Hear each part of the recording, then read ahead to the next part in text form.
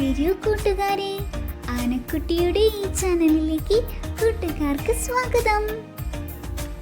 കൃഷിയുമായി ബന്ധപ്പെട്ട നമ്മുടെ അടുത്ത യൂണിറ്റാണ് വിത്തും കൈക്കോട്ടും. നമുക്കാദ്യം പാഠഭാഗം വായിക്കാം.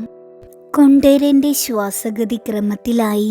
ഒരു പേടി സ്വപ്നം കണ്ട് ഞെട്ടിയുണർന്നു കിടക്കുമ്പോൾ സ്ഥലകാല ബോധമുണ്ടായതുപോലെ കൊണ്ടേരൻ മൂപ്പിൽ നായരെ താണു തൊഴുതു തിരിച്ചു പോന്നു. അത്തിക്കോട്ടിലേക്ക് വേണ്ടി നട്ടുണ്ടാക്കിയ വൃക്ഷങ്ങളുടെ തയ്യുകളൊക്കെ എന്തു ചെയ്യണം? കൊണ്ടേരൻ കുറേ ആലോചിച്ചു. അടുത്ത കൊല്ലം ഒഴിഞ്ഞു കൊടുക്കേണ്ട ഭൂമിയിൽ പുലാത്തയ്യു വെച്ചാൽ ചക്കയിട്ടു തിന്നാൻ ആരാവും? ആ കർമ്മയോഗിയായ കൃഷിക്കാരൻ തീരുമാനിച്ചു, വെച്ചു പിടിപ്പിക്കുക തന്നെ.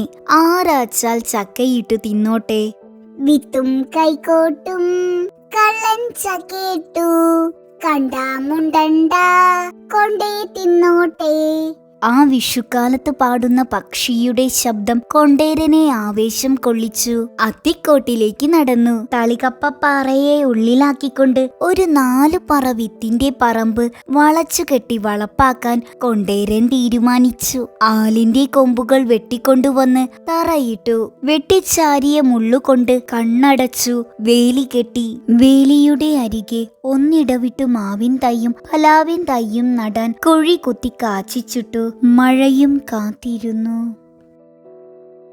നമുക്കിനി പാഠഭാഗത്തിന്റെ അർത്ഥം നോക്കാം. ജന്മിക്കുടിയാൻ ബന്ധം നിലനിന്നിരുന്ന കാലത്തെ കർഷക ജീവിതത്തിന്റെ ദൈന്യങ്ങളിലേക്ക് വെളിച്ചം വീശുന്ന നോവലാണ് ചെറുകാടിന്റെ മണ്ണിന്റെ മാറിൽ. വടക്കുംപാട്ട് എന്ന ഗ്രാമത്തിലെ ജന്മിയായ മൂപ്പിൽ നായരുടെ കുടിയാനാണ് കൊമ്പൻ കൊണ്ടേരൻ. ആർക്കും വേണ്ടാതെ കിടന്ന തരിശുനിലം കഠിനാധ്വാനം കൊണ്ട് കൊണ്ടേരൻ കൃഷിയിടമാക്കിയപ്പോൾ ഉയർന്ന പാട്ടത്തിന് ആ സ്ഥലം മറ്റൊരാൾക്ക് കൈമാറാൻ ജന്മി ശ്രമിക്കുന്നു. പാട്ടം കൂട്ടി നൽകി 1 വർഷത്തേക്ക് അത്തിക്കോട്ടിന്റെ താൽക്കാലിക അവകാശം കൊണ്ടേരൻ നേടുന്നു. അടുത്ത വർഷം തനിക്ക് ആ സ്ഥലം ലഭിക്കുമെന്ന് ഉറപ്പില്ലാഞ്ഞിട്ടും മണ്ണിനെ സ്നേഹിക്കുന്ന ആ കൃഷിക്കാരൻ അവിടെ ഫലവൃക്ഷ തൈകൾ നട്ടുപിടിപ്പിക്കുന്നു. താൻ നട്ടുപിടിപ്പിക്കുന്ന വൃക്ഷങ്ങളുടെ ഫലങ്ങൾ ആരു വേണമെങ്കിലും ഭക്ഷിച്ചോട്ടെ എന്ന് ചിന്തിക്കുന്ന കർഷകന് വിഷുപക്ഷിയുടെ നിസ്വാർത്ഥമായ വാക്കുകളും ആവേശമേകുന്നു.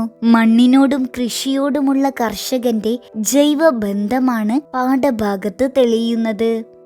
വിഷുപക്ഷിയുടെ പാട്ടിന് കൊണ്ടേരന്റെ പ്രവൃത്തികളുമായുള്ള ബന്ധമെന്ത്? ചർച്ച ചെയ്യുക.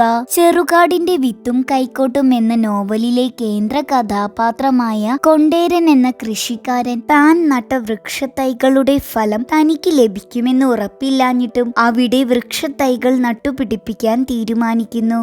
അപ്പോഴാണ് വിഷുപക്ഷിയുടെ പാട്ട് അദ്ദേഹം കേൾക്കുന്നത്. കള്ളൻ ചക്ക ഇട്ടിട്ടുണ്ടെന്നും അത് കണ്ടവർ അന്യോന്യം പറയേണ്ട, അയാളത് കൊണ്ടുപോയി തിന്നോട്ടെ എന്ന അറിയിപ്പ് വിഷുപക്ഷി നൽകുന്നു.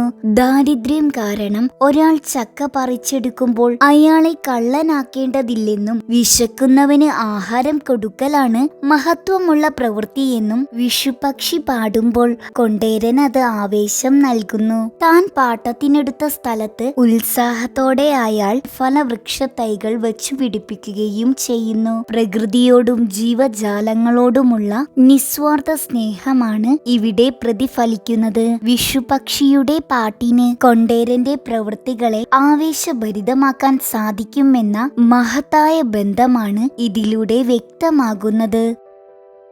ആനക്കുട്ടിയുടെ ഈ ചാനൽ കൂട്ടുകാർക്ക് ഇഷ്ടമായെങ്കിൽ ലൈക്ക് ചെയ്യൂ, ഷെയർ ചെയ്യൂ, സബ്സ്ക്രൈബ് ചെയ്യൂ. ബെല്ലൈക്കൺ ക്ലിക്ക് ചെയ്യാൻ മറക്കല്ലേ. ഇനി നമുക്ക് അടുത്ത വീഡിയോയിൽ കാണാം. ടാറ്റാ.